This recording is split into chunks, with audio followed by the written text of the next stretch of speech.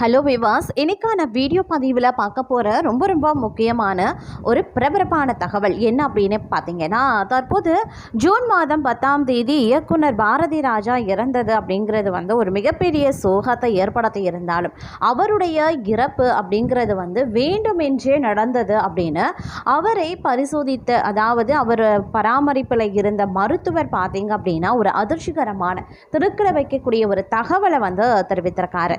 அதாவது பாரதி ராஜாவை கடந்த ஒரு வருடமாக சிகிச்சை அளித்து வந்த மருத்துவர் என்ன சொல்லியிருக்காரு அப்படின்னா, பாரதி ராஜா வேண்டுமென்றே இறந்திருக்காரு அப்படின்னும், கடைசியாக அந்த 6 மாதத்தில் நடந்தது என்ன, சிகிச்சை அளித்த மருத்துவர் மிகப்பெரிய அளவில் ஒரு வேதனையோடு சில விஷயங்களை பகிர்ந்து சொல்லியிருக்காரு. அவர் என்ன சொல்லியிருக்காரு அப்படிங்கிறத பற்றின தகவலோடு பாரதி ராஜா அவர்களுடைய குடும்பத்தில் வெடிச்சிருக்கக்கூடிய அடுத்தடுத்த பிரச்சனைகளை பற்றிய தகவல்களும் பார்த்தீங்க அப்படின்னா வெளியாகி இருக்கிறதுங்க. அதை பற்றியும் நாம் தொடர்ந்து பார்க்க போகிறோம். ஸோ இந்த பதிவு உங்களுக்கு மிக பயனுள்ள விகிதத்தில் இருக்கும். வீடியோவை ஸ்கிப் பண்ணாமல் கடைசி வரைக்கும் பாருங்கள். வீடியோக்குள்ளே போகிறதுக்கு முன்னாடி இது வரைக்கும் நீங்கள் நம்ம சேனலை சப்ஸ்கிரைப் பண்ணலை அப்படின்னா உடனே சப்ஸ்கிரைப் பண்ணிக்கோங்க. அப்படியே பக்கத்தில் இருக்கக்கூடிய நோட்டிஃபிகேஷனுக்கான பில் பட்டனையும் ப்ரெஸ் பண்ணிக்கோங்க. சரி நேர்களே, வாங்க வீடியோக்குள்ளே போகலாம். தனது மகன் மனோஜ் இறந்தது முதல் மருந்து மாத்திரைகளை உட்கொள்ளாமல் தனக்கு வாழவே பிடிக்கலை அப்படின்னு சொல்லி பாரதி ராஜா மிகுந்த மன அழுத்தத்தில் இருந்ததாக அவருக்கு சிகிச்சை அளித்த மருத்துவர் சொக்கலிங்கம் வேதனையுடன் தெரிவித்திருக்காரு. மேலும் உணவு உண்ணாமலும் மருந்து மாத்திரை சாப்பிடாமலும் வேண்டுமென்றே தனது உயிரை விட்டிருக்காரு அப்படின்னும் அவர் தெரிவித்திருக்காரு. இது குறித்து பாரதி ராஜாவுக்கு சிகிச்சை அளித்த மருத்துவர் சொக்கலிங்கம் கலாட்டா சேனலுக்கு அளித்த பேட்டியில் சொல்லியிருந்தது என்ன அப்படின்னா, பாரதி ராஜாவுக்கு சர்க்கரை நோயும் உயர் ரத்த அழுத்தமும் இருந்திருக்கு. எல்லா விஷயங்கள்லையுமே சரியாகவே இருப்பார். நேரத்திற்கு சாப்பிடுவார், மருந்துகளை தவறாமல் உட்கொள்வார்.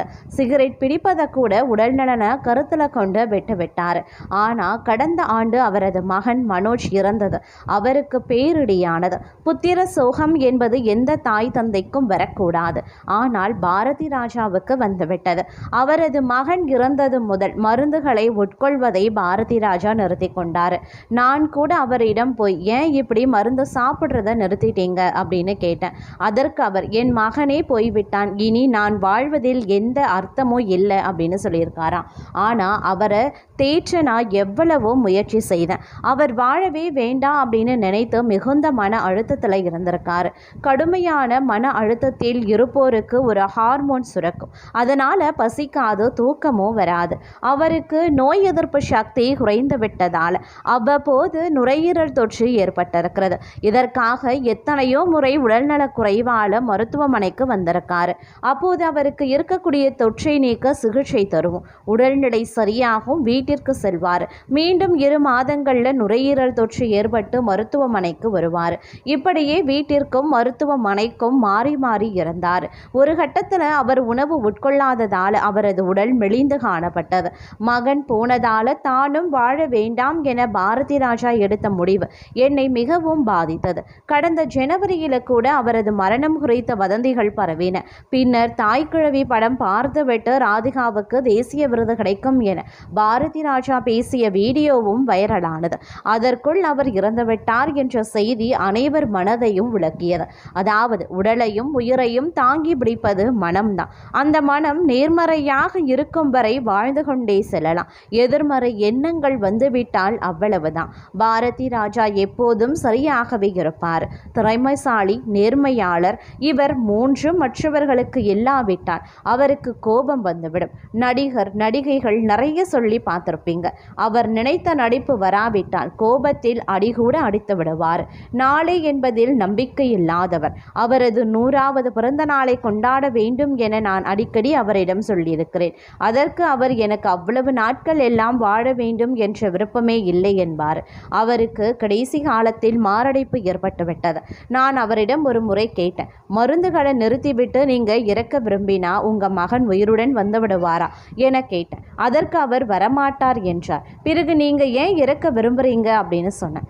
எப்போது இழப்புக்கு இன்னொரு இழப்பு ஈடு கொடுக்க முடியாது, இவ்வாறு மருத்துவர் தெரிவித்ததாகவே கூறியிருந்தார். இந்த விஷயம் அப்படிங்கிறது காண்பூரை மிகவும் அந்த விஷயத்தை கேள்விப்படக்கூடிய அனைவருடைய மனதிலையும் ஒரு விதமான சஞ்சலத்தையும் மனவேதனையையும் அதிகரிக்க செய்திருக்கிறது அப்படின்னு நான் சொல்லணும். அது மட்டும் இல்லாமல் தமிழ் சினிமாவினுடைய இமயம் அப்படின்னு சொல்லப்படக்கூடிய இயக்குனர் பாரதி ராஜாவின் மறைவில் இருந்த ரசிகர்கள் இன்னும் வெளியில் வரலை. அவரினுடைய படைப்புகளும் அவர் குறித்த பிரபலங்கள் பகிரக்கூடிய நினைவுகளும் பாரதி ராஜாவின் புகழை இன்னும் உயர்த்தி கொண்டே செல்கின்றன. அதே நேரம் பாரதி ராஜா மறைவுக்கு பிறகு அவரின் குடும்ப பிரச்சனை பற்றிய விவாதமும் இணையத்திலையும் அதிகமாகின்றது. அதே போல யூடியூப் பக்கம் போனாலே பாரதி ராஜா குடும்பத்தில் சொத்து பிரச்சனை, உயில் பிரச்சனை, குடும்ப பிரச்சனை, அண்ணி நாத்தனார் பிரச்சனை என பல வதந்திகளும் பரவி கொண்டுதான் இருக்கு. இறுதி ஊர்வலத்தில் நடந்த நிகழ்வுகளை வைத்து பலரும் பலவிதமான கருத்துக்களை பகிர்ந்து கொண்டுதான் இருக்காங்க. அவர் இருந்தவரை இது போன்ற எந்த பேச்சுக்களும் விவாதங்களும் வெளியில வரல. பாரதி ராஜா தேனி மாவட்டம் அள்ளி நகரத்தை சேர்ந்தவர். அவர் தனது சகோதரியின் மகள் சந்திரலீலா என்பவரை திருமணம் செய்து கொண்டார். பாரதி ராஜா சந்திரலீலா தம்பதிக்கு மனோஜ் என்கிற மகனும் ஜனனி என்கிற மகளும் பிறந்திருக்காங்க. இதுல மகன் மனோஜ் மட்டும் சினிமா பக்கம் கொண்டு வந்தார் பாரதி ராஜா. பின்னர் மனோஜ் சாதுரியன் என்ற படத்தில் நடித்த போது அவருடன் நடித்த நடிகை நந்தனாவை 2006ஆம் ஆண்டு காதலித்து கரம் பிடித்தார். இந்த ஜோடிக்கு 2 மகள்களும் இருக்காங்க. இந்த நிலையில் கடந்த ஆண்டு மார்ச் மாதம் மனோஜ் மாரடைப்பு காரணமாக மரணமடைந்தார். அவரின் இறப்பு பாரதி ராஜாவை உலுக்கியது. பாரதி ராஜா மகள் ஜனனி ஐஸ்வர்யாவை ஆஸ்திரேலியாவில் MBA படிக்க வைத்தார். அவரின் மேல் கேமரா நிழல் படாமல் பார்த்து கொண்டார். படிப்பு முடிந்த பின்பு மகளுக்கு கடந்த 2008ஆம் ஆண்டு திருமணம் செய்து வைத்தார்.